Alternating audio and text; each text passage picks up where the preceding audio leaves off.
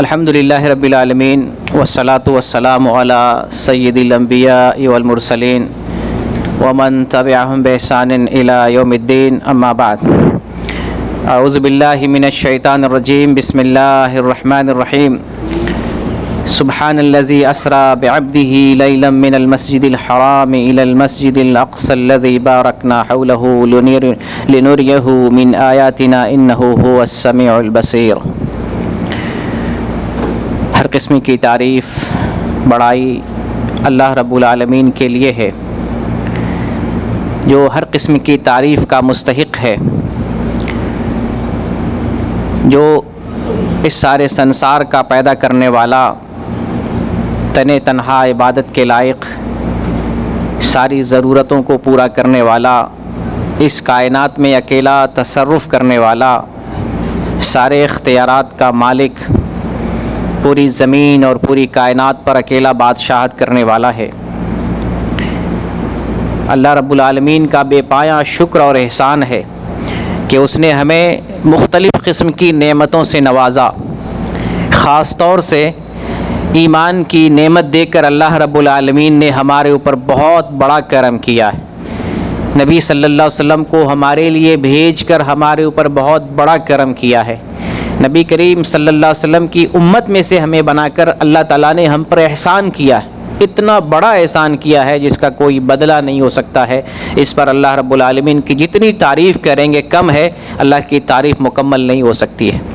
درود و سلام کا نزول ہو اللہ کے تمام پیغمبروں پر، بالخصوص ہم سب کے آخری نبی محمد صلی اللہ علیہ وسلم پر، جن پر ایمان لاتے ہیں، جن پر قرآن نازل کیا گیا ہے اور جن کی تابعداری ہمارے لیے نجات کا ذریعہ ہے۔ عزیز دوستو، ابھی میں نے سورہ اسراء کی ایک آیت تلاوت کی ہے۔ اللہ رب العالمین سورہ اسراء میں ارشاد فرماتا ہے، سبحان الذی اسریٰ بعبدہ لیلا من المسجد الحرام الی المسجد الاقصی۔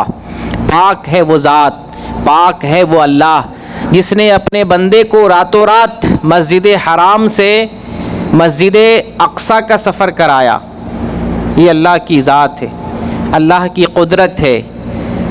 اللہ کی شان دیکھیں اور اللہ کا مقام دیکھیں، اللہ کی قدرت دیکھیں۔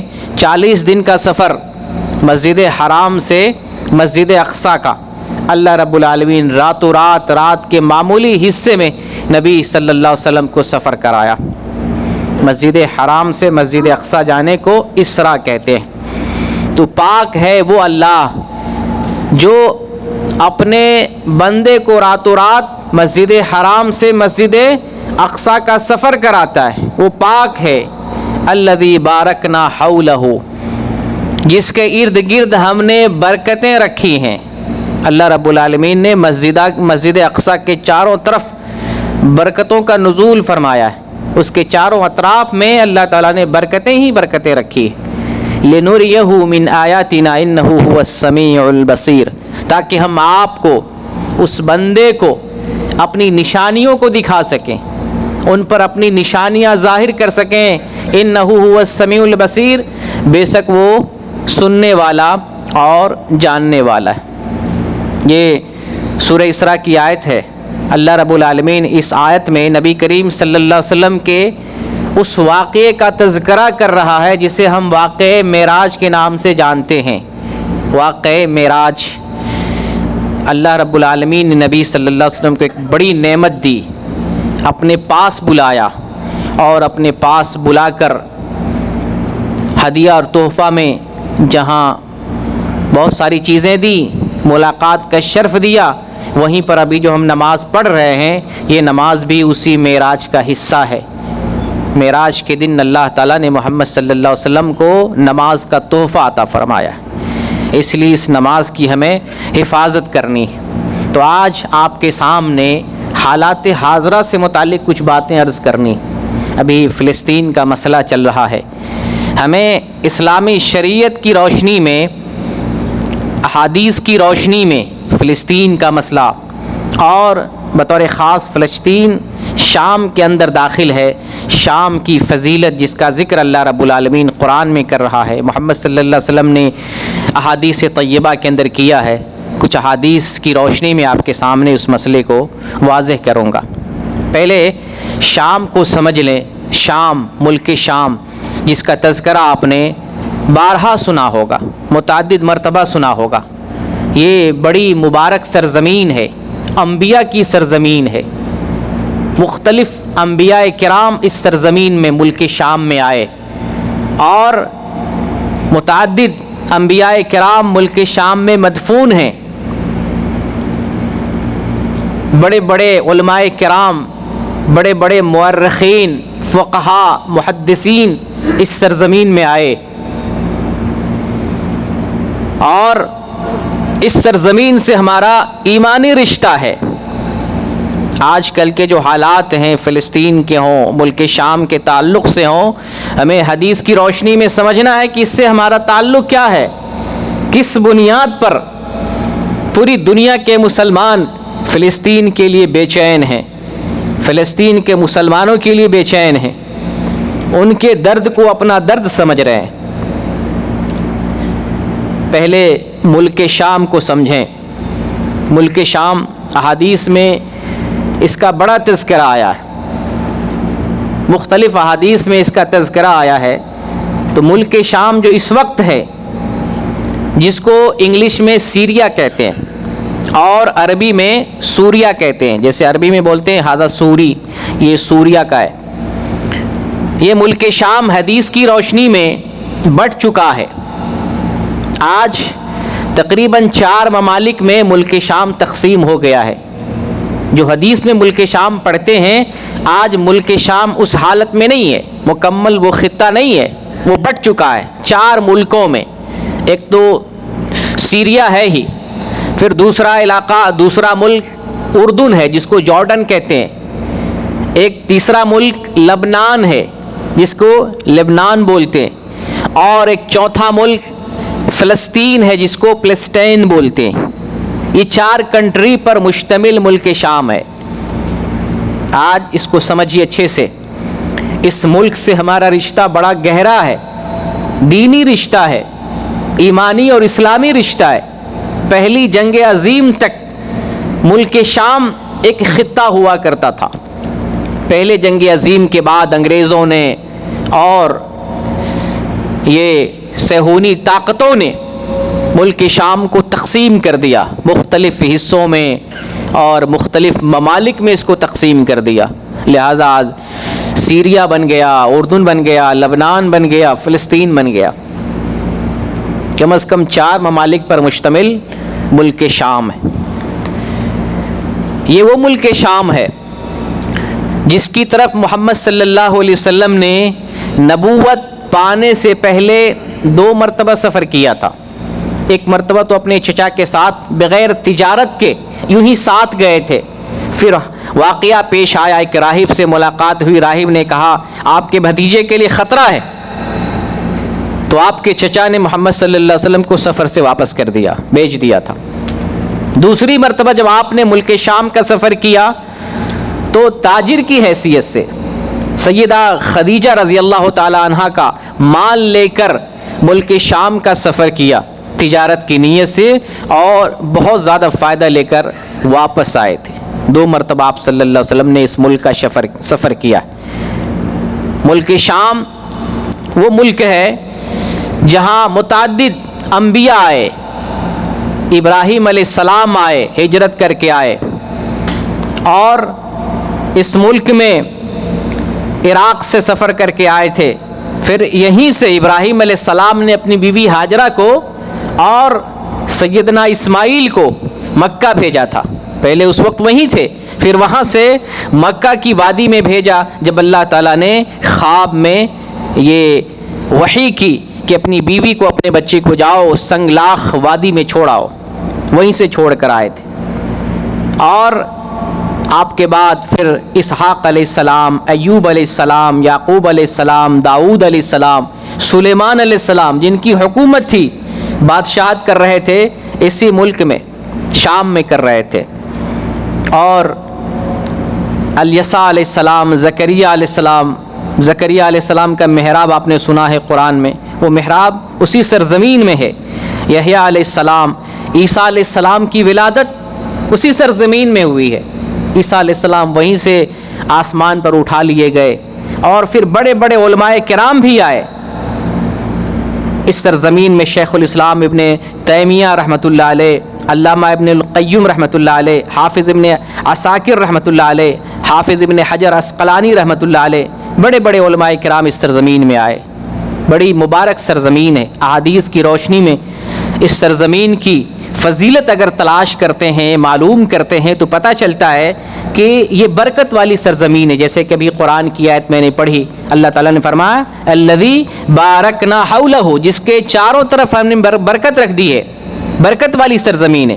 اور پھر خصوصیت کے ساتھ نبی کریم صلی اللہ علیہ وسلم نے برکت کی دعا فرمائی ہے۔ اللہ کے نبی فرماتے ہیں، دعا کرتے ہیں، اللہم بارک لنا فی شامنا، اے اللہ ہمارے شام میں برکت فرما۔ برکت والی سرزمین ہے۔ اور شام وہ سرزمین ہے کہ نبی صلی اللہ علیہ وسلم فرماتے ہیں جب فتنے رونما ہوں گے، ظاہر ہوں گے، تو ایمان شام میں ہوگا۔ یہی فضیلتیں سن سن کر بہت سارے صحابہ کرام مدینہ سے شام کی طرف چلے گئے، کیونکہ بڑی فضیلت ہے اس کی۔ وہاں ایمان کو تقویت ملے گا، ایمان کی حفاظت ہوگی، دنیا سے ایمان ختم ہوتا رہے گا لیکن شام میں ایمان باقی رہے گا۔ اور اسی طریقے سے شام وہ سرزمین ہے جہاں لوگ جمع کیے جائیں گے۔ محشر کا میدان کون سا ہے؟ میدان حشر کیا ہے؟ ملک شام ہے، معلوم ہے آپ کو۔ اسی سرزمین میں لوگ جمع کیے جائیں گے، وہی محشر ہے۔ حشر جمع کرنے کی جگہ ملک شام ہے۔ اور ملک شام جب میں بولوں تو وہ سارے 4 ممالک آپ اپنے ذہن میں رکھیں گے۔ کون کون سے ممالک ہیں؟ سیریا ہے، لبنان ہے، فلسطین ہے، اور جارڈن ہے، اردن ہے۔ یہ 4 ممالک ہیں۔ اسی طریقے سے ملک شام، نبی کریم صلی اللہ علیہ وسلم فرماتے ہیں کہ شام والوں کے لیے خوشخبری ہے۔ صحابہ نے پوچھا اللہ کے رسول کیا خوشخبری ہے شام والوں کے لیے، کیسی چیز ہے؟ آپ فرماتے ہیں شام والوں کے لیے فرشتے، اللہ کے فرشتے پر بچھاتے ہیں۔ ہمیں اہل شام کے لیے گھبرانے کی ضرورت نہیں ہے۔ الحمدللہ اللہ رب العالمین کی مدد پہلے سے موجود ہے۔ میں ابھی ایک ویڈیو دیکھ رہا تھا، اس ویڈیو میں ایک اسرائیلی فوجی کہتا ہے کہ میں انسان کے علاوہ کچھ اور چیز دیکھ رہا ہوں۔ تو الحمدللہ اللہ رب العالمین اہل شام کی فرشتوں کے ذریعہ حفاظت کرتا ہے اور کر رہا ہے۔ بلکہ ایک دوسری حدیث میں آیا ہے کہ جب جنگیں ہوں گی تو اللہ رب العالمین نئے مسلمانوں کی جماعت کو کھڑا کرے گا۔ ان کے پاس بہترین گھوڑے ہوں گے، بہترین اسلحے ہوں گے، اور ان کے ذریعے اللہ تعالیٰ دین کی مدد فرمائے گا۔ یہ لوگ کہاں سے نکلیں گے؟ دوسری حدیثوں کے اندر آیا ہے کہ یہ نو مسلم لوگ جو دین کی مدد کریں گے یہ دمشق سے نکلیں گے۔ دمشق کہاں ہے؟ شام کی راجدھانی ہے، یہ دارالخلافہ، شام کی راجدھانی جس کو سیریا بولتے ہیں، اس کی راجدھانی کیا ہے؟ دمشق ہے۔ دمشق سے یہ 9 مسلم لوگ آئیں گے جو دین کی مدد کریں گے۔ تو اس لیے اہل شام کو گھبرانے کی ضرورت نہیں ہے، پریشان ہونے کی ضرورت نہیں ہے۔ نبی کریم صلی اللہ علیہ وسلم نے یہاں تک ارشاد فرمایا کہ اگر اہل شام میں فساد برپا ہو جائے تو تمہارے لیے خیر نہیں ہے۔ میری امت میں ایک جماعت ہمیشہ حق پر قائم رہے گی، اللہ رب العالمین کی مدد ملتی رہے گی۔ کوئی اسے نیچا دکھانے کی اگر کوشش کرے گا تو وہ کر نہیں سکے گا، قیامت تک اس جماعت کو کوئی نقصان نہیں پہنچا سکتا ہے۔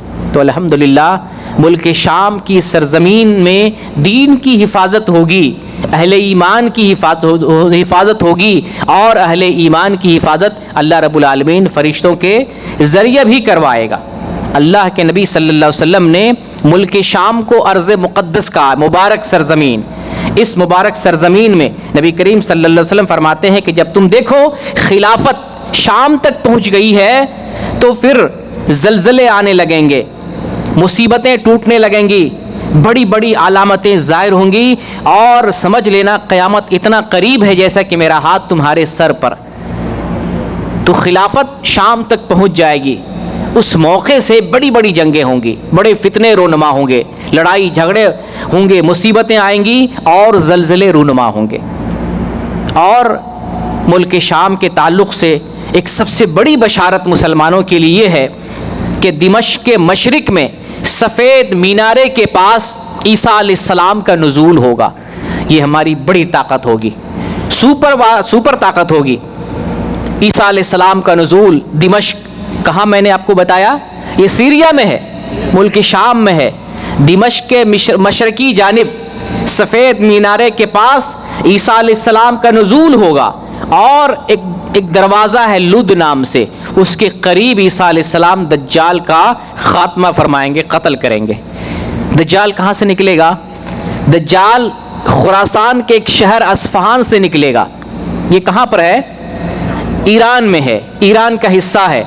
ایران میں خراسان ایک علاقہ ہے, اس میں اصفہان ایک جگہ ہے, وہاں سے دجال نکلے گا. اور دجال کی پیروی کرنے والے لوگ یہودی کہلائیں گے, یہودی ہوں گے. آج دیکھ رہے ہیں یہودی کیسے ایک جگہ جمع ہو رہے ہیں, یہودیوں کی طاقت کتنی مضبوط ہو رہی ہے, اور یہ لوگ دجال کے ساتھ ہوں گے. ایک وقت ایسا بھی آئے گا کہ عیسیٰ علیہ السلام نزول فرمائیں گے, اور جتنے بھی یہودی دنیا میں ہیں ایک بھی بچ نہیں پائے گا. آج جتنا اس کے پاس اسلحہ ہے, جتنی طاقت ہے, جتنی فوج ہے, اور جتنے بھی اس کے پاس ٹینک ہو, میزائل ہو, ایٹم بم ہو, کچھ کام نہیں آئے گا. نبی صلی اللہ علیہ وسلم نے بشارت سنا دی ہے کہ قیامت ایک یہودی کو مسلمان مارے گا. اگر کوئی یہودی کسی پتھر کے نیچے چھپا ہوگا, وہ پتھر بول پڑے گا, اے مسلمان بندے, اے اللہ کے بندے, آؤ یہاں ایک یہودی چھپا ہوا ہے, مار ڈالو اسے. کسی درخت کے پیچھے چھپا ہوگا, وہ درخت بول پڑے گا کہ اے مسلمان آؤ, ایک یہودی یہاں چھپا ہوا ہے, اس کو مار ڈالو, اس کو ختم کرو. کوئی یہودی نہیں بچے گا. اس لیے ملک شام بڑی بابرکت سرزمین ہے. اس سرزمین سے جو ہمارا رشتہ اور تعلق ہے بڑا گہرا ہے. یہی وہ ملک شام سرزمین ہے. اسی سرزمین میں فلسطین بھی ایک ملک ہے جو شام سے الگ ہو کر ایک الگ ملک بنا ہوا ہے, فلسطین. اس ملک کی اگر ہم بات کرتے ہیں, جہاں کے مسلمان آج طرح طرح کی مصیبتوں اور پریشانی میں مبتلا ہیں, زندگی اور موت کے درمیان میں کتنے لوگ اس دنیا سے جا چکے, بچے, عورتیں, بوڑھے, کمزور, بیمار, کتنے لوگ جام شہادت نوش فرما چکے. اور جو لوگ بھی ابھی ہیں, موجود ہیں, وہ بھی زندگی اور موت کے درمیان جی رہے ہیں. کچھ پتہ نہیں ہے ان میں سے کب اور کس کا خاتمہ ہو جائے, کس کو شہادت مل جائے, کون کس وقت اس دنیا سے چل جائے, کدھر بم آ جائے, کدھر راکٹ آ جائے, کدھر میزائل آ جائے, اور کس طرح سے یہودی اپنا شکار بنا لے, کسی کو کوئی ٹھکانہ نہیں. بڑی پریشانی میں اور بہت مصیبت میں ہیں.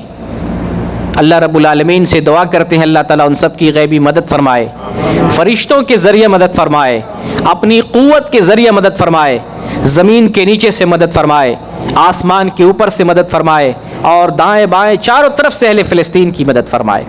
آمین یا رب العالمین.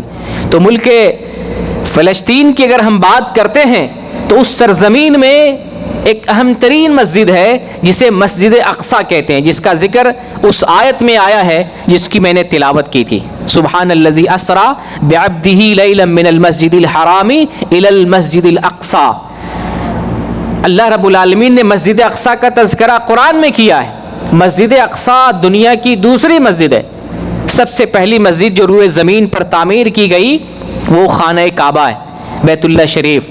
اور پھر اس کے بعد جو دنیا میں دوسری مسجد بنائی گئی وہ کون سی ہے؟ مسجد اقصیٰ ہے. اور اس مسجد کی تعمیر کرنے والے سلیمان علیہ السلام ہیں. سلیمان علیہ السلام نے تعمیر فرمائی. آپ جانتے ہیں اس کی کہانی. سلیمان علیہ السلام کو جب اللہ تعالیٰ نے بتایا کہ آپ کی وفات قریب ہے اور کام بہت سارا باقی تھا مسجد کا, تو سارا نقشہ بنایا, ساری پلاننگ تیار کی, اور جنوں کے ذریعے مسجد بنا رہے تھے. جنوں کا جو سرغنہ تھا اس کے سپرد یہ کام کر دیا اور کہا کہ چلو یہ کام کرتے رہو. سلیمان علیہ السلام سمجھ رہے تھے کام کے درمیان ہماری موت ہو سکتی ہے, یہ لوگ کام چھوڑ دیں گے, یہ لوگ سستی کر جائیں گے, مسجد نہیں بن پائے گی. تو یہ حکمت عملی انہوں نے اپنائی، کام سارا پلان بنا کر سمجھا دیا جنوں کے سرغنہ کو، جن لوگ مسجد بنانے میں، تعمیر کرنے میں لگ گئے۔ سلیمان علیہ السلام کیا کیے؟ اس کے پاس مسجد آئے اور ایک لاٹھی کے سہارے کھڑے ہو کر اللہ کی عبادت میں مشغول ہو گئے، ایسے لاٹھی پکڑے ہوئے ہیں اور اللہ کی عبادت کر رہے ہیں۔ جن یہ سمجھ رہا ہے کہ سلیمان علیہ السلام اللہ کی عبادت میں لگے ہوئے ہیں، اسی حالت میں سلیمان علیہ السلام کی وفات ہو جاتی ہے اور جن اپنا کام کر رہا ہے، جن دیکھ رہا ہے ہمارے مالک موجود ہیں، دیکھ رہے ہیں ہمیں کام کرنا ہے، سستی نہیں کر رہے تھے، مسجد بنانے میں لگے ہوئے۔ سلیمان علیہ السلام کی وفات کا علم جنات کو اس وقت ہوا جب لاٹھی کے اندر گھن لگ گیا، لاٹھی گھن کی وجہ سے ٹوٹ جاتی ہے، گر جاتی ہے اور سلیمان علیہ السلام لڑک جاتے ہیں۔ تب جنوں کو معلوم ہوا کہ سلیمان علیہ السلام وفات پا گئے۔ اس سے پتہ چلتا ہے کہ جن کو بھی غیب کی خبر نہیں ہے۔ جو لوگ جنات قبضے میں رکھتے ہیں اور کہتے ہیں کہ ہم غیب کی خبر دیتے ہیں، ہم یہ بتا سکتے ہیں، ہم وہ بتا سکتے ہیں، ہم فیوچر بتا سکتے ہیں، یہ لوگ جھوٹ بولتے ہیں۔ جنوں کو بھی غیب کی خبر نہیں، غیب کا علم صرف اللہ رب العالمین کے پاس، ہر قسم کا علم غیب کا اللہ رب العالمین کے پاس ہے۔ تو فلسطین کے اندر مسجد اقصیٰ ہے، یہ دنیا کی دوسری مسجد ہے اور ہمارا امت مسلمہ کا پہلا قبلہ ہے۔ شروع سے قبلہ تو خانہ کعبہ رہا ہے، لیکن محمد صلی اللہ علیہ وسلم کی آمد کے بعد آپ صلی اللہ علیہ وسلم جب دنیا میں تشریف لائے تو آپ مکہ میں رہتے ہوئے کہاں نماز پڑھ رہے تھے؟ مسجد اقصیٰ کی طرف چہرہ کر کے نماز پڑھ رہے تھے۔ آپ اس طرح سے نماز پڑھتے کہ مسجد اقصیٰ کی طرف آپ کا رخ ہوتا اور آپ کا چہرہ بھی خانہ کعبہ کی طرف ہوتا، چہرہ بھی خانہ کعبہ کی طرف ہوتا۔ جب آپ مکہ سے مدینہ ہجرت کر کے جاتے ہیں تو مدینہ میں تقریباً 16 مہینے یا 17 مہینے تک یہی مسجد اقصیٰ قبلہ رہا ہے، 16 یا 17 مہینے تک۔ پھر نبی کریم صلی اللہ علیہ وسلم کی چاہت تھی خانہ کعبہ ہمارا قبلہ ہو جائے، بار بار اپنا چہرہ آسمان کی طرف اٹھاتے تھے۔ اللہ رب العالمین نے آپ کی اس ادا کو پسند کیا، آپ کی چاہت جو تھی، آپ کی اس چاہت کو عطا فرمایا اور مسلمانوں کا قبلہ خانہ کعبہ قرار پایا۔ تو شریعت محمدیہ کی روشنی میں ہمارا قبلہ جو ہے مسجد اقصیٰ اول ہے، قبلہ اول ہے یہ۔ اور نبی کریم صلی اللہ علیہ وسلم کا سفر ہوا ہے مسجد اقصیٰ کی طرف 2 مرتبہ، تو ہجرت سے نبوت سے پہلے آپ نے شام کا سفر کیا تھا، اور ایک مرتبہ اللہ رب العالمین نے نبوت کے بعد پھر شام کا سفر کروایا، فلسطین کا سفر کروایا، مسجد اقصیٰ کی طرف سفر کر کے گئے۔ 40 دن کی مسافت ہے، اور یوں اللہ تعالیٰ نے لمحے میں محمد صلی اللہ علیہ وسلم کا سفر پر کروایا براق کے ذریعہ۔ مسجد اقصیٰ پہنچے، مسجد اقصیٰ کے باہر ایک کھمبے میں آپ صلی اللہ علیہ وسلم نے براق کی سواری کو باندھا۔ یہ وہ جگہ تھی جس سے سارے انبیاء اپنی سواری کو باندھا کرتے تھے۔ مسجد اقصیٰ میں داخل ہوئے، 2 رکعت نماز پڑھی، جتنے بھی انبیاء تھے آپ نے سب کی امامت کرائی۔ پھر وہاں سے اللہ رب العالمین کے پاس پہنچے، معراج ہوئی، معراج 7ویں آسمان پر گئے، فرشتہ جبریل علیہ السلام سدرۃ المنتہا تک پہنچے۔ فرشتے نے کہا کہ اب اس سے آگے ہم نہیں جا سکتے ہیں، محمد صلی اللہ علیہ وسلم اس سے بھی آگے گئے۔ سدرۃ المنتہا، سدرہ کہتے ہیں بیری کے درخت کو، ببول کے درخت کو، اور منتہا کہتے ہیں کہ دنیا سے پہنچنے والے وہیں تک پہنچ سکتے ہیں آسمان پر، اس سے آگے نہیں پہنچ سکتے۔ یہ 6 یا 7ویں آسمان پر ہے، بعض علماء کہتے ہیں 6 آسمان پر، اور صحیح معلوم ہوتا ہے کہ وہ 7ویں آسمان پر ہے سدرۃ المنتہا۔ نبی صلی اللہ علیہ وسلم اس سے بھی آگے گئے، رب العالمین سے ہم کلام ہوئے، اور اللہ رب العالمین نے نماز جیسی عبادت تحفے کے طور پر معراج میں عطا فرمایا۔ تو معراج اسی سرزمین سے ہو کر ہوئی ہے، فلسطین سے ہو کر ہوئی ہے، محمد صلی اللہ علیہ وسلم وہاں پہنچے ہیں۔ تو ہمارا تعلق قبلہ سے، قبلہ اول سے، مسجد اقصیٰ سے، فلسطین سے، اہل شام سے کتنا زیادہ گہرا ایک تعلق ہے۔ اور یہ وہ مسجد ہے، مسجد اقصیٰ، جو نبی کریم صلی اللہ علیہ وسلم کے دور میں صہیونیوں کے قبضے میں تھی۔ آپ جب سفر کیے ہیں یہ مسلمانوں کے قبضے میں نہیں تھی۔ نبی صلی اللہ علیہ وسلم کے بعد حضرت عمر فاروق رضی اللہ تعالیٰ عنہ آئے، تب 15 ہجری کو اللہ تعالیٰ نے مسجد اقصیٰ مسلمانوں کے حوالے کیا، حضرت عمر رضی اللہ تعالیٰ عنہ کے ذریعے۔ پھر یہ مسجد اقصیٰ چلی گئی انہی صہیونیوں کے ہاتھے، پھر دوبارہ صلاح الدین ایوبی رحمۃ اللہ علیہ آئے تو انہوں نے فتح کیا، پھر ابھی صہیونی قبضہ ہے۔ انشاءاللہ مسجد اقصی پھر سے مسلمانوں کے ہاتھ میں آئے گی۔ تو یہ مسجد اقصی وہ مسجد ہے جس کی طرف محمد صلی اللہ علیہ وسلم نے سفر کرنے کا حکم دیا ہے۔ آپ صلی اللہ علیہ وسلم فرماتے ہیں کہ تم 3 مسجدوں کے علاوہ کسی اور جگہ کا زیارت کی نیت سے سفر نہ کرو۔ وہ 3 مسجدیں کون سی ہیں؟ مسجد حرام، مسجد نبوی اور مسجد اقصی۔ مسجد اقصی کا سفر کرو۔ ہمارا رشتہ معلوم ہو رہا ہے نا مسجد اقصی سے کیا ہے، فلسطین سے کیا ہے؟ زیارت کی جگہ ہے، وہ مبارک جگہ ہے، مبارک سرزمین ہے، ایمان والی سرزمین ہے، ایمان کو وہاں حفاظت ملتی ہے۔ اہل شام اور شام میں رہنا ایک برکت کا سبب ہے۔ متعدد صحابہ کرام ان فضائل کو سن کر، ان احادیث کو سن کر شام چلے گئے۔ امیر معاویہ رضی اللہ تعالیٰ عنہ وہیں بیٹھ کر خلافت کر رہے تھے۔ تو زیارت کرنا باعث ثواب ہے۔ مسجد اقصی میں ایک نماز کا ثواب صحیح حدیث کی روشنی میں 250 کے برابر ہے۔ 250 بعض حدیثوں سے معلوم ہوتا ہے 500 نمازوں کے برابر ہے، وہ حدیث ضعیف ہے۔ بعض حدیثوں سے معلوم ہوتا ہے 50,000 نمازوں کے برابر اجر ہے، وہ حدیث بھی ضعیف ہے۔ صحیح حدیث سے معلوم ہوتا ہے 250 نماز کے برابر ہے۔ بہرکیف ہمارے لیے زیارت کی جگہ ہے، مبارک جگہ ہے، اس جگہ کا ہم سفر کر سکتے ہیں۔ مسجد اقصی اور ایک نام سنا ہوگا بیت المقدس، بیت المقدس اور مسجد اقصی۔ آپ کو معلوم ہے ان دونوں میں کیا فرق ہے؟ یہ دونوں ایک ہی چیز ہے۔ اسی مسجد کو بیت المقدس بھی کہتے ہیں اور اسی کا نام مسجد اقصی بھی ہے۔ جیسے خانہ کعبہ کو بیت اللہ بھی کہتے ہیں، مسجد حرام بھی کہتے ہیں اور بیت اللہ بھی کہتے ہیں، مسجد حرام بھی کہتے ہیں، بیت العتیق بھی کہتے ہیں۔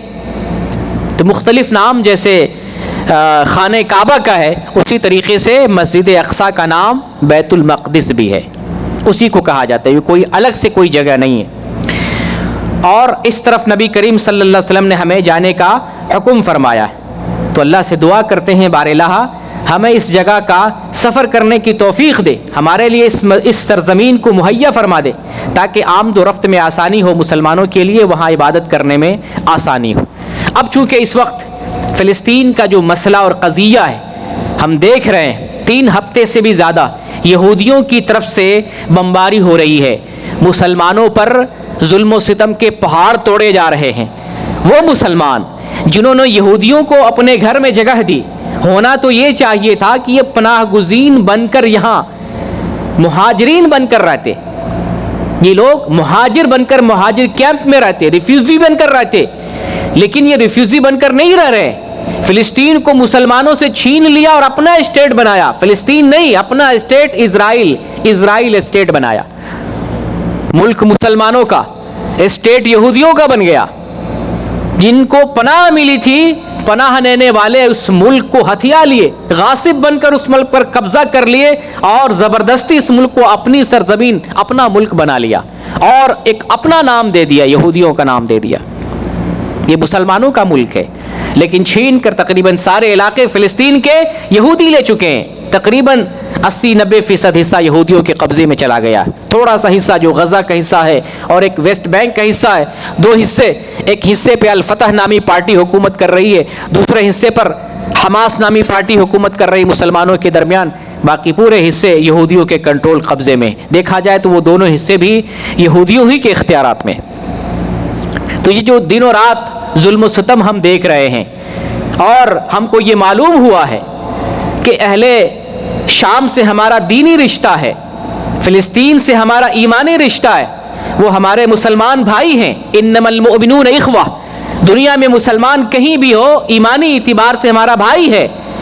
اگر دنیا میں کسی مسلمان کو تکلیف پہنچتی ہے تو ہمیں بھی درد ہونا چاہیے۔ نبی کریم صلی اللہ علیہ وسلم نے ایک بڑی اچھی مثال دی ہے، صحیح مسلم کی حدیث ہے، بخاری میں بھی موجود ہے۔ آپ صلی اللہ علیہ وسلم ارشاد فرماتے ہیں، مثل المؤمنین فی توادہم و تراحمہم و تعاطفہم مثل الجسد اذا اشتکا منہ عضو تداعی لہ سائر الجسد بالسہر والحمى، کہ مومنین کی مثال ایک دوسرے سے محبت کرنے میں ایک دوسرے سے رحم دلی کرنے میں، ایک دوسرے کی طرف التفات اور تعاون کرنے میں ایسی ہی مثال ہے جیسے ایک بدن کی مثال ہے کہ اگر بدن کو کوئی تکلیف پہنچتی ہے، بدن کے حصے کو کوئی تکلیف پہنچتی ہے تو سارا بدن اس کی نیند ختم ہو جاتی ہے، اس کے اندر بے چینی بڑھ جاتی ہے، بخار اور بے خوابی اس کے بدن کو لاحق ہو جاتی ہے۔ جب کسی حصے میں تکلیف پہنچتی ہے تو پورے بدن کو بے خوابی یعنی نیند نہیں آتی ہے، بخار لگ جاتا ہے۔ جیسے انگلی کٹ جائے تو صرف یہی تکلیف نہیں ہوگی، پورے بدن میں تکلیف ہوگی۔ پیر میں کانٹا چبھ جائے صرف پیر میں تکلیف نہیں ہوگی، پورے بدن میں تکلیف ہوگی۔ یہی مثال مسلمانوں کی ہے کہ مسلمان میں سے کسی ایک مسلمان کو بھی تکلیف پہنچے تو پورے مسلمانوں کو تکلیف پہنچتی ہے۔ آج اگر فلسطین کے مسلمان پریشانی میں ہیں، ان کا قتل کیا جا رہا ہے، ان کو مٹایا جا رہا ہے، ان کا ملک چھینا جا رہا ہے، تو ہمیں تکلیف محسوس کرنی چاہیے، ہر کسی کو تکلیف ہونی چاہیے۔ لیکن ہم کر کیا سکتے ہیں؟ آئیے قضیے فلسطین سے متعلق اہل فلسطین کے لیے ہم کیا کر سکتے ہیں، ہماری کیا ذمہ داری ہونی چاہیے، مختصر انداز میں آپ کو بتاتا چلوں اہل فلسطین کے لیے کیا کر سکتے ہیں۔ پہلے نمبر پہ سب سے پہلی چیز اس موقع سے جو ہمیں کرنا ہے وہ یہ ہے کہ ہم مسلمان متحد ہو جائیں۔ ذرا آپ فلسطین کے مسئلے میں غور کیجئے کہ ہندوستان کے جو بت پرست ہیں، مشرکین ہیں، ہندو لوگ ہیں، ان کا یہودیوں سے کیا تعلق ہے؟ کوئی تعلق ہے مذہبی؟ کیا تعلق ہے؟ اگر دیکھا جائے تو ہماری نسبت یہودیوں سے ہو سکتی ہے، ان کو بھی آسمانی کتاب ملی ہے، ہمیں بھی آسمانی کتاب ملی ہے، وہ بھی مسلمانوں کی طرح داڑھی رکھتے ہیں، بہت سارے انبیاء پر ایمان لاتے ہیں، اللہ کو مانتے ہیں، ہم سے بہت قریب ہیں وہ لوگ۔ اگر دیکھا جائے تو ہمارا رشتہ اور تعلق ہے یہودیوں سے۔ ان مشرکوں کا جو ہندوستان میں ہے یا دنیا کے دوسرے کونے میں کوئی تعلق نہیں ہے، لیکن فلسطین کے مظلوم کا سپورٹ نہیں کر رہے ہیں، یہودیوں کا سپورٹ کر رہے ہیں، یہودیوں کا سپورٹ کر رہے ہیں، جبکہ جو وہ یہودی مسلمان کی طرح داڑھی رکھتے ہیں، مسلمان کی طرح جو ہے عبادت کرتے ہیں، مسلمان کی طرح دین کے بہت سارے معاملات کو مانتے ہیں، یہ مشرکین ان کا سپورٹ تو کر رہے ہیں لیکن مسلمان مظلوم کا سپورٹ نہیں کر رہے ہیں۔ اس سے سبق مل رہا ہے کہ ہم مسلمانوں کا اصل یہ کام ہونا چاہیے کہ ہم مسلمان آپس میں بھائی بھائی ہیں، کہیں کسی کو تکلیف پہنچے پوری دنیا کے مسلمانوں کو تکلیف محسوس کرنا چاہیے۔ ایسے عالم میں ہمیں متحد ہونا ہے، ہمیں متحد ہونا ہے۔ پورے جتنے ممالک ہیں، 57 اسلامی ممالک ہوں، خلیجی ممالک جو 21-22 کنٹری ہوں، جتنے بھی مسلمان دنیا میں رہتے سہتے ہیں، فرقے کو چھوڑ کر، مسلک کو چھوڑ کر، اپنے اختلافات کو چھوڑ کر ایک جگہ جمع ہونا چاہیے۔ اور اللہ نے اس کا ہمیں حکم دیا ہے وَاعْتَصِمُوا بِحَبْلِ اللَّهِ جَمِيعًا وَلَا تَفَرَّقُوا، کہ تم سب لوگ مل کر اللہ کی رسی کو مضبوطی سے تھام لو اور فرقہ بندی مت کرو، اختلاف مت کرو، سب جمع ہو جاؤ۔ اتحاد ہمیں کرنا ہے۔ اتحاد کیسے ہوگا؟ اپنے اپنے بزرگوں کو مانیں گے تو اتحاد نہیں ہوگا۔ ہم اجمیر والے ہیں، ہم بغداد والے ہیں، ہم ملتان والے ہیں، ہم قلندر والے ہیں، تو اتحاد نہیں ہوگا۔ اللہ نے اس آیت میں بتایا وَاعْتَصِمُوا بِحَبْلِ اللَّهِ، اللہ کی رسی کو، بِحَبْلِ اللَّهِ جَمِيعًا، اللہ کی رسی کو تم سب مل کر پکڑ لو، یہ اتحاد ہے۔ اللہ کی کتاب کے ذریعے اتحاد ہوگا۔ اتحاد اپنے اپنے کتابوں کے ذریعہ، اپنے اپنے بزرگوں اور اماموں کے ذریعہ نہیں ہوگا۔ اللہ نے بتایا اللہ کی رسی کو، اللہ کی کتاب کو مضبوطی سے تھامو، آؤ کتاب کی طرف، کتاب اللہ کی طرف۔ سب لوگ اپنے اپنے داتا، گنج، پیر، جو جن سے بیعت کرتے ہیں، سب کو چھوڑ دو۔ یہ اسلام نہیں ہے، اسلام ہے قرآن اور حدیث۔ آؤ اللہ کی رسی کو، قرآن کو مضبوطی سے پکڑ لو سب مل کر، ولا تفرقوا، اور اختلاف نہ کرو۔ آگے اللہ نے فرمایا کہ تم لوگ اختلاف میں پڑے ہوئے تھے، مختلف ٹولیوں میں بٹے ہوئے تھے، آپس میں دشمن تھے تم لوگ، اللہ نے تمہارے دلوں میں محبت ڈال دی اور تم بھائی بھائی بن گئے۔ اسی طریقے سے تمہیں بھائی بھائی بننا ہے۔ تو یہ بھائی بھائی ہم اس وقت بنیں گے جب ہم اپنی کتابوں کو، اپنے فقہ کو، اپنے مسئلے کو، اپنے امام کو، اپنے پیر کو، سب کو چھوڑ دیں گے، آئیں گے اللہ کی طرف، اللہ کی کتاب کی طرف۔ اسی میں ہمیں ہدایت ملے گی۔ اور یہ پہلی بنیادی چیز ہے قضیہ فلسطین اور فلسطین کے اس اس سلگتے ہوئے مسئلے میں ہمیں سب سے پہلی ضرورت ہے کہ ہم متحد ہو جائیں۔ دوسرے نمبر پر یہ ہے کہ ہم غیر اقوام کی مشابہت سے بچیں۔ نبی کریم صلی اللہ علیہ وسلم نے ہمیں دنیا کی تمام قوموں سے ان کی مشابہت کرنے سے، نقالی کرنے سے منع کیا ہے۔ آپ نے ہمیں اس بات سے منع کیا کہ غیر قوموں کی تم نقالی کرو۔ من تشبہ بقوم فہو منہم، جو کسی قوم کی نقالی کرتا ہے وہ انہی میں سے بن جاتا ہے۔ کسی بھی قوم کی ہمیں نقالی نہیں کرنی ہے۔ اللہ نے ہمیں خود اسپیشل دستور دیا ہے، کتاب دیا ہے، لا دیا ہے، ہمارے پاس نظام تعلیم ہے، نظام زندگی ہے، نسب العین ہے، پھر ہم کسی کی نقالی کیوں کریں؟ کس بات کی کمی ہے ہمارے پاس؟ کیا نہیں ہے ہمارے پاس؟ سب کچھ ہمارے پاس ہے، ہمیں کسی کی نقالی کرنے کی ضرورت نہیں ہے۔ اور خاص طور سے محمد صلی اللہ علیہ وسلم نے یہودیوں اور نصرانیوں کی نقالی سے منع فرمایا۔ غیر قوموں کی نقالی تو کریں گے ہی نہیں، خصوصیت کے ساتھ نبی نے فرمایا خالف الیہود والنصارى، یہودیوں کی نصرانیوں کی مخالفت کرو۔ مثال کے طور پر یہودی لوگ جوتے میں اور موزے میں نماز نہیں پڑھتے، آپ نے فرمایا تم جوتے میں بھی نماز پڑھو، موزے میں نماز پڑھو، یہودیوں کی مخالفت کرو۔ یہودی لوگ اہل کتاب سحری نہیں کھاتے، تم سحری کھا کر روزہ رکھو، ان کی مخالفت کرو۔ یہ لوگ افطار میں تاخیر کرتے ہیں، تم لوگ جلدی افطار کرو، یہودیوں کی اور نصرانیوں کی مخالفت کرو۔ یہ لوگ عاشورہ کا 10 محرم کا روزہ رکھتے ہیں، تم ایک کے بجائے 2 روزہ رکھو، 9 اور 10 محرم کا روزہ رکھو۔ متعدد ایسی چیزیں نبی کریم صلی اللہ علیہ وسلم نے بیان فرمائی ہے یہودیوں اور نصرانیوں کے تعلق سے، ان کی نقالی نہ کرو، ان کی مخالفت کرو۔ اور ہم ہیں کہ ہم یہودیوں کے نقش قدم پر، یہودیوں کے راستے پر چلتے ہیں، ان کی نقالی کرتے ہیں، مغربیت کی نقالی کرتے ہیں، جس کی وجہ سے آج ہم مسلمان پریشان ہیں، در در کی ٹھوکریں کھا رہے ہیں، جبکہ اسلام کے دامن میں ساری چیزوں کا، سارے مسئلے کا حل موجود ہے، پھر بھی ہم غیروں کی نقالی کرتے ہیں۔ تو یہاں دوسرے نمبر پر ہمارے لیے تنبیہ کیا ہے کہ ہم غیر قوموں کی مشابہت سے بچیں، خصوصاً یہودیوں کی نقالی سے، نصرانیوں کی نقالی سے، ان کی مشابہت اختیار کرنے سے بچیں، ان کی نقالی ہم نہ کریں، ان سے دوری اختیار کریں۔ یہ دوسری چیز تھی۔ اور تیسری چیز یہ ہے کہ یہی یہودی جو آج فلسطین پر قابض ہو گئے ہیں، مسلمانوں پر ظلم کر رہے ہیں، یہ یہودی اللہ تعالیٰ نے ایک وقت ان کو زمین کے اندر خلافت دی تھی، اللہ تعالیٰ نے ان کو فضیلت دی تھی، مختلف قسم کے انعامات اور اکرام سے اللہ نے ان یہودیوں کو نوازا تھا، بنا بنایا کھانا آسمان سے ان کے لیے اترتا تھا، من و سلوہ، بنا بنایا کھانا آتا تھا۔ لیکن جب ان لوگوں نے اللہ کی نافرمانی کی، اللہ کو ناراض کیا، اللہ کا حکم نہیں مانا، تو اللہ تعالیٰ نے ان کو نیست و نابود کر دیا، اللہ تعالیٰ نے ان کو غرقاب کر دیا، اللہ تعالیٰ نے مختلف قسم کے عذاب ان پر مسلط کیے، مختلف قسم کی سزائیں اللہ تعالیٰ نے دی، اللہ نے ان کو سور اور بندر بنایا۔ جب یہودیوں کو اللہ نے منع کیا تم سنیچر کو ہفتے کے دن مچھلی نہ مارا کرو، تو یہ لوگ اللہ کا حکم نہیں مانے، بہانے سے مچھلی مارتے تھے، ہفتے کے دن جا کر گڈھا کھود دیتے اور اتوار کے دن مچھلی اٹھا لاتے اور سمجھتے ہم تو بہت چالاک ہیں، ہم نے اللہ کو دھوکہ دے دیا۔ اللہ کو کوئی دھوکہ نہیں دے سکتا، ان بطش ربک لشدید، اللہ کی پکڑ بہت سخت ہے، اللہ جب پکڑتا ہے کوئی بچا نہیں سکتا، اور پکڑا اللہ رب العالمین نے۔ اللہ نے کہا تم سنیچر کی بات نہیں مانتے، میری تابعداری نہیں کر رہے، میرا حکم نہیں مانتے، اللہ نے کہہ دیا فَقُلْنَا لَهُمْ كُونُوا قِرَدَةً خَاسِئِينَ، ہم نے کہہ دیا ان یہودیوں سے، ان بدترین قوم سے کہہ دیا تم بندر بن جاؤ، رسوا ذلیل بندر بن جاؤ، اور یہ صبح اٹھے تو بندر بنے ہوئے تھے، کسی کو اللہ تعالیٰ نے سور بنا دیا تھا۔ یہ لوگ کیوں بندر بنائے گئے، کیوں سور بنائے گئے؟ اللہ کے حکم کی نافرمانی کی تھی۔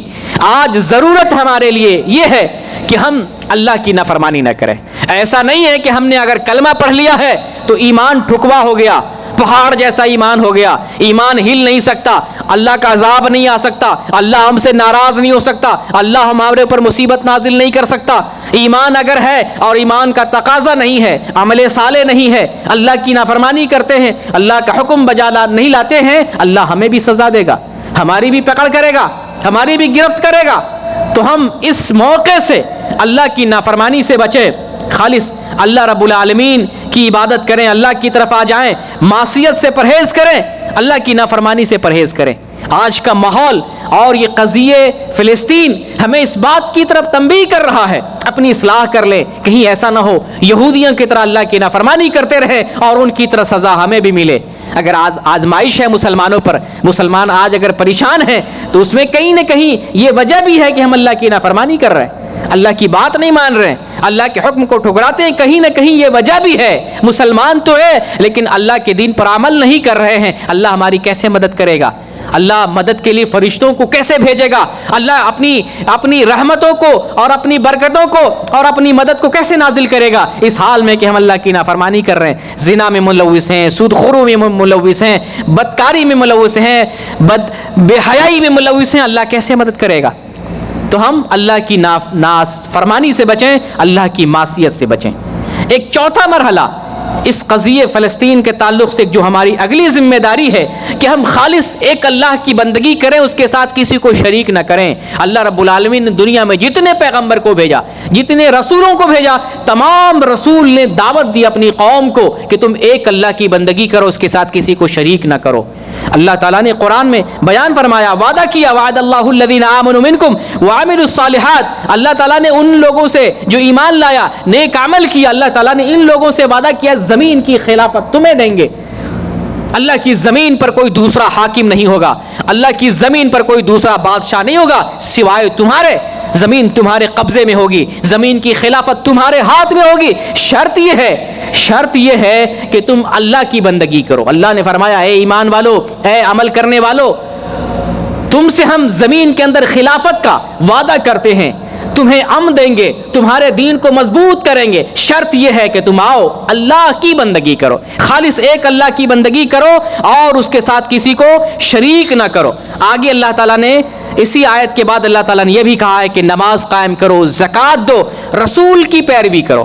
زمین میں تمہیں خلافت دیں گے، امن دیں گے، خوف کے بعد امن دیں گے، تمہارے دین کو مضبوط کر دیں گے۔ شرط یہ ہے کہ اللہ کی بندگی کرو، اللہ کے ساتھ کسی کو شریک نہ کرو، نماز قائم کرو، زکوٰۃ دو، رسول کی فرما برداری کرو۔ اور اللہ رب العالمین نے آگے والی آیت میں یہاں تک بتا دیا، تم ان کافروں کو کے بارے میں یہ نہ سوچو کہ یہ اللہ کو عاجز کرنے والے ہیں، اللہ ان کو عذاب نہیں دے سکتا، اللہ ان کو پکڑ نہیں سکتا، یہ اللہ کو بھی چیلنج کر سکتے ہیں۔ ایسی بات نہیں ہے، ایسا خیال بھی تمہارے دل میں نہ آئے۔ دیکھو ان کا جو ٹھکانہ ہے وہ جہنم ہے، اور جہنم بدترین جگہ ہے۔ اس لیے میرے بھائی، ہم خالص ایک اللہ کی بندگی کریں، اللہ کے ساتھ کسی کو شریک نہ کریں۔ اگر اللہ کی بندگی چھوڑ کر ہم غیر اللہ کی بندگی کرتے ہیں، یا اللہ کی بھی بندگی کرتے ہیں، غیر اللہ کی بھی بندگی کرتے ہیں، اللہ کی بندگی میں دوسروں کو شریک کرتے ہیں، اللہ سے بھی مانگتے ہیں، غیر اللہ سے بھی مانگتے ہیں، اللہ کو بھی مشکل کشا سمجھتے ہیں، غیر اللہ کو بھی مشکل کشا سمجھتے ہیں، اللہ کو بھی اولاد دینے والا سمجھتے ہیں، غیر اللہ کو بھی اولاد دینے والا سمجھتے ہیں، اللہ کو بھی مدد کرنے والا سمجھتے ہیں اور مردوں سے بھی مدد مانگتے ہیں۔ اللہ ناراض ہوگا آپ سے، اللہ ناراض ہوگا، اللہ پھر مدد نہیں دے گا۔ آج اللہ نے چھوڑ دیا، تم جن کو پکارتے ہو ذرا پکار لو، مانگو مدد ان سے، اجمیری سے، خواجہ سے، بابا سے، پیر سے مانگو، کہو بچانے کے لیے فلسطین کو بچائے۔ بغداد کتنی دور پر ہے معلوم ہے آپ کو؟ فلسطین سے بغداد عراق کتنی دوری پر ہے؟ بغل میں ہے نا۔ کہو سب سے پیرانے پیر وہاں پہ سو رہے ہیں، لوگوں نے سب سے بڑا خدا معبود بنا رکھا ہے، پیرانے پیر بڑی مدد کرتے ہیں، پورا دنیا چلا رہے ہیں، بڑی مشکلیں آسان کر رہے ہیں۔ بغل میں فلسطین میں مسلمان ذبح ہو رہے ہیں، مسلمان شہید ہو رہے ہیں، بچے بلک رہے ہیں، مائیں رو رہی ہیں، گھر تباہ ہو رہے ہیں، گھر کے گھر ملبے میں تبدیل ہو گئے، بلڈنگیں کے بلڈنگیں تباہ تاس ناس مسمار ہو گئی۔ اللہ نے چھوڑ دیا، ہمیں چھوڑ دیا، بے یارو مددگار چھوڑ دیا۔ پکارو تم جن کو پکارتے ہو، مانگو مدد ان کو، جن پیروں کو کہتے تھے یہ ہمارے مدد کرنے والے ہیں، بیٹھے ہوئے تمہارے پیر، بلاؤ ان کو، تمہاری کیسے مدد کرتے ہیں۔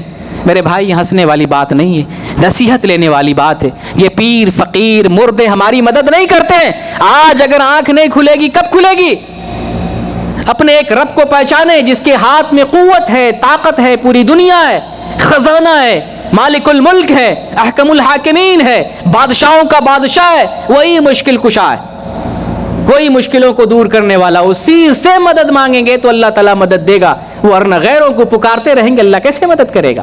تو اس لیے آئیں ایک اللہ کو پکاریں اور ایک اللہ کو یاد کریں۔ یہاں پر ایک ذمہ داری ہماری یہ بھی ہے کہ ہم اہل فلسطین کی مالی اعتبار سے، جسمانی اعتبار سے جس طرح سے ہو مدد کریں۔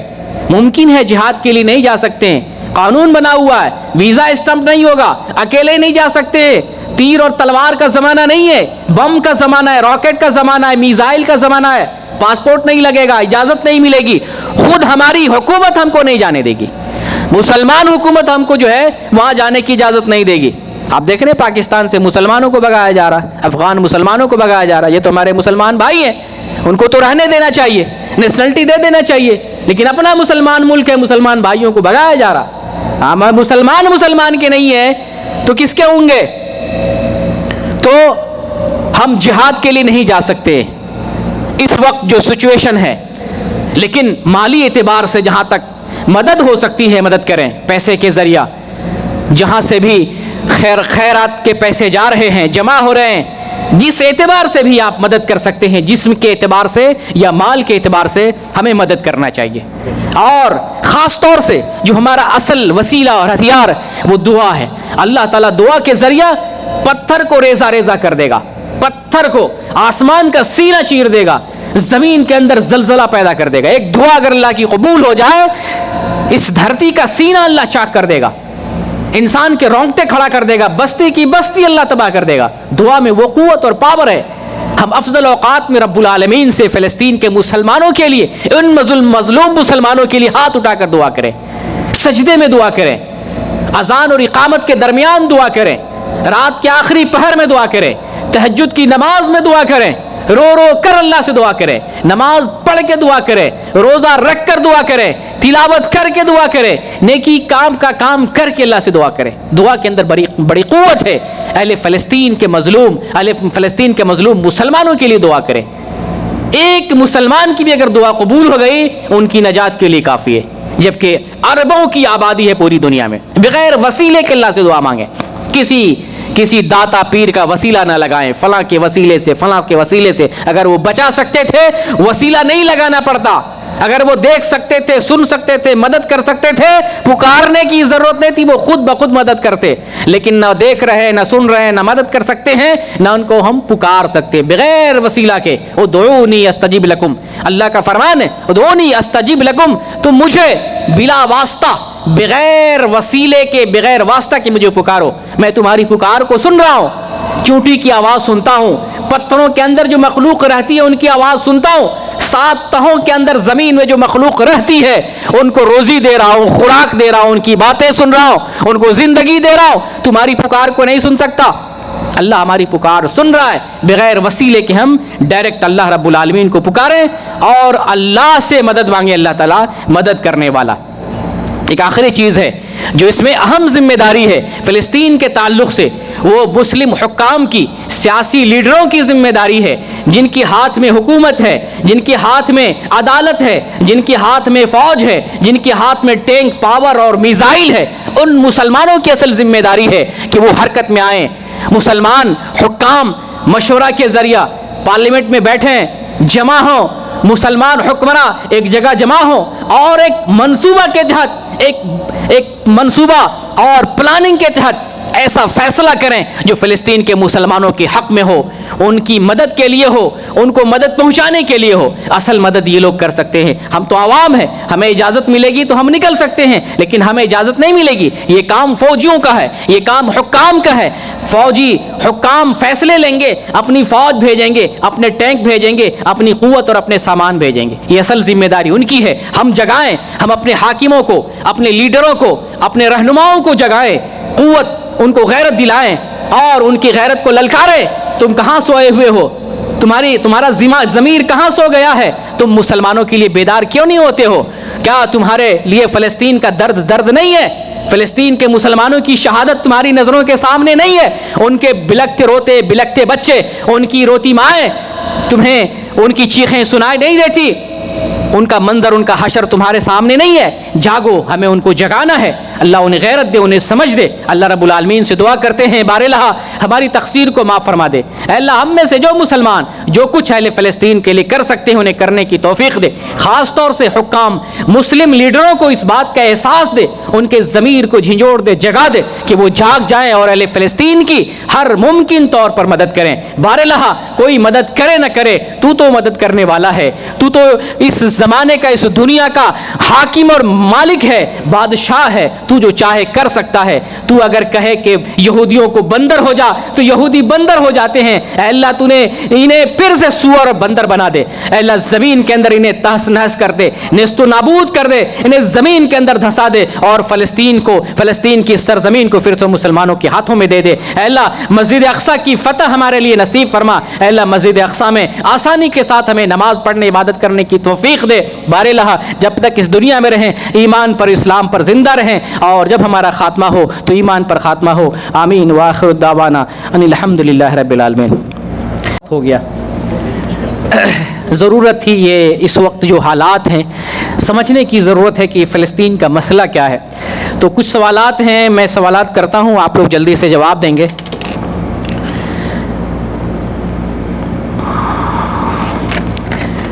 نبی کریم صلی اللہ علیہ وسلم نے ملک شام کا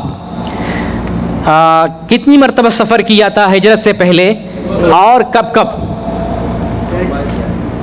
اٹھے تو کوئی نہیں, لیکن کبیر اٹھا ہوا ہے. کبیر زندہ باد. ہاں کبیر اٹھے ہوئے ہیں, کیونکہ تو اس میں جواب تو دینا رہتا ہے اٹھ کر کے. ہاں جی جی. اور خاص طور سے جو نئے بندے ہمارے, اور ایک دعوت دیتا ہوں کہ اسلامک سینٹر کا دروازہ کھلا ہوا, آپ آئیں, انشاءاللہ حق کی تعلیم آپ کو ملے گی. وہ بات جو قرآن میں ہے, حدیث میں حق بات بتاتے ہیں. ادھر ادھر والی قصے کہانیاں بہت سن چکے, ہمیں یہ مولوی ملا ادھر ادھر کی باتیں بہت سنا چکا. صحیح دین کون بتائے گا؟ آئیں اسلامک سینٹر آئیں, انشاءاللہ ہم صحیح دین وہاں بتاتے. تو خاص طور سے یہ سوال جو ہے, جو نئے بندے ہیں جو آج تک نہ کوئی انعام لیے نہ جو ہے کبھی اسلامک سینٹر میں آئے, ان کو ہم چانس دیتے ہیں یہ سوال کا. سلیمان علیہ السلام کی موت کیسے ہوئی ہے؟ نیا جی بتائیں آپ. لاٹھی کے اوپر ہو گئی تھی. جی جی کوئی مشکل نہیں, تھوڑا سا بتا دیے. الحمدللہ. کیا نام آپ کا ہے؟ محمد نبیل. ادھر بھی اب طاق دیتا ہوں, کوئی مشکل نہیں, کہیں گے ہمارے ادھر نہیں دیکھ رہے ہیں.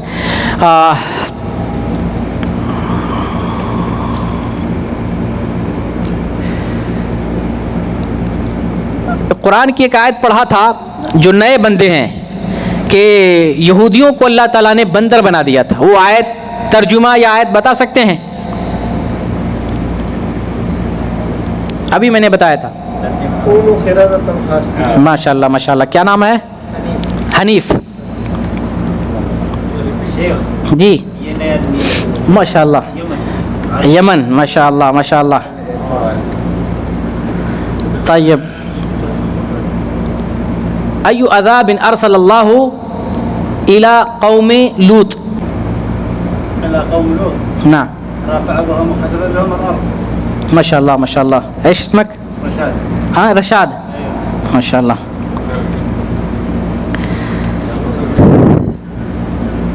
اچھا,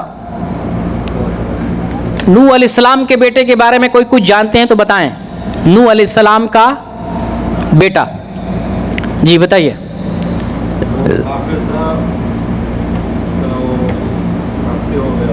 کیا ہو گیا؟ جی جی پانی کے عذاب میں. جی جی کافر تھا, ایمان نہیں لایا. اللہ تعالیٰ نے جب سیلاب کا عذاب بھیجا تھا اس میں ڈبا کے مار دیا ہے. کیا نام آپ کا ہے؟ محمد شفیق. ماشاءاللہ دوسری بار انعام لے رہے ہیں. اس بار نیا بندہ, پھر نیا بندہ کوئی جو ہے جو کبھی انعام نہیں لیے ہیں وہ بتائیں گے. نیا بندہ. اگلا سوال ہے کہ بہت ہارڈ سوال ہے, لیکن میں بتانا چاہوں گا تاکہ آپ بھی سمجھیں. 7 آسمان ہے نا, آج میں سمجھانا چاہتا ہوں. 7 آسمان پہ 7 یا 8 پیغمبر ہیں. نبی صلی اللہ علیہ وسلم جب معراج میں گئے تھے تو سارے پیغمبروں سے ملاقات ہوئی تھی. آپ بتا سکتے ہیں پہلے آسمان پر کون ہے؟ ماشاء اللہ ماشاء اللہ. ان کی ہم لوگ جو ہے ذریت ہیں. کیا نام آپ کا ہے؟ محمد جسیم. محمد جسیم. 8-9. اچھا نئے بندوں میں سے آخری آسمان پہ کون ہے؟ جی ماشاء اللہ. کیا نام ہے؟ میں تو بتایا نہیں, کدھر سے سن لیا؟ محمد فیصل نام ہے. محمد فیصل. دیکھیے یہ سوال میں بتا دینا چاہتا ہوں, 7 آسمان ہے نا, یہ لفظ لکھا ہوا دیکھ رہے ہیں عربی میں؟ الف ہے, یا ہے, عین ہے, یا ہے, الف ہے, ہا ہے, میم ہے, الف ہے. آیاہما, آیاہما دیکھ رہے ہیں؟ آیاہما یہ لفظ ہے. آیاہما الف عین یا الف, آیا ہا میم الف, آیاہما. ٹھیک ہے. الف جو ہے آیا میں پہلے آسمان پر الف سے آدم علیہ السلام, پہلے آسمان پر الف سے آدم علیہ السلام. اس کے بعد عین ہے, عین سے عیسیٰ علیہ السلام, ساتھ میں یحییٰ علیہ السلام بھی ہے, دوسرے آسمان پر 2 ہیں. تو آیا عین سے عیسیٰ علیہ السلام. اس کے بعد یا ہے, یا سے یوسف علیہ السلام, یوسف علیہ السلام تیسرے آسمان پہ. اس کے بعد الف ہے, الف سے ادریس علیہ السلام. اس کے بعد ہا ہے, ہا سے ہارون علیہ السلام. اس کے بعد میم ہے, میم سے موسیٰ علیہ السلام چھٹے آسمان پر. اس کے بعد الف ہے, الف سے ابراہیم علیہ السلام 7ویں آسمان پہ ابراہیم. یہ لفظ یاد کر لیں گے تو انبیاء کا نام کس کس آسمان پہ کیسے کیسے ہیں انشاءاللہ یاد رہے گا. یہ ہمارے کئی سوالات ہو گئے ہیں. اب دجال جو نہیں بتائیں, کہیں کبھی انعام نہیں لیے, نئے بندے کو ہم چانس دے رہے ہیں تاکہ انشاءاللہ سب کی حوصلہ افزائی ہو. دجال کہاں سے نکلے گا, کس جگہ سے؟ ایران سے, اصفہان سے. ایران اصفہان مکمل بتائیں. جی آپ بتائیں. ایران اصفہان خراسان, جی جی سب ادھر ہی ہے, شام میں ہی ہے. آپ کا نام آ گیا ادھر؟ آپ کا نام نہیں آیا. چلیے الحمدللہ شروع آپ نے کیا ہے, ٹھیک ہے انشاءاللہ کوئی بات نہیں ہے. کیا نام آپ کا؟ شارق. نام کیا ہے؟ یسار, نثار احمد. پروگرام اچھا لگ رہا ہے آپ لوگوں کو؟ ٹھیک ہے الحمدللہ الحمدللہ. یہ 10 نام ہمارے پاس آ گئے ہیں. آ جائیں قاری صاحب اور آپ دونوں آ جائیں, انعام نکال کر کے 10 دیں, 10 انعام دیں. انعام لے کے نام ہے کبیر. کبیر آ جائے. محمد نبیل, حنیف, رشاد, فضل, محمد شفیق, محمد جسیم, محمد فیصل, نثار. ادھر آ جائیں. اور 2 سینٹ جو ہے ایک رکھ دیجیے, آپ کے لیے رہے گا ایک. اچھا کوئی مشکل, 1 سینٹ اور لائیے. 1 سینٹ کبیر کو دے دیجیے.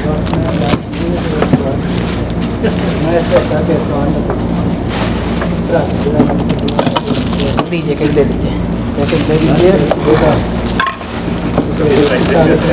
تصویر لے لیں. وہ کاٹ کے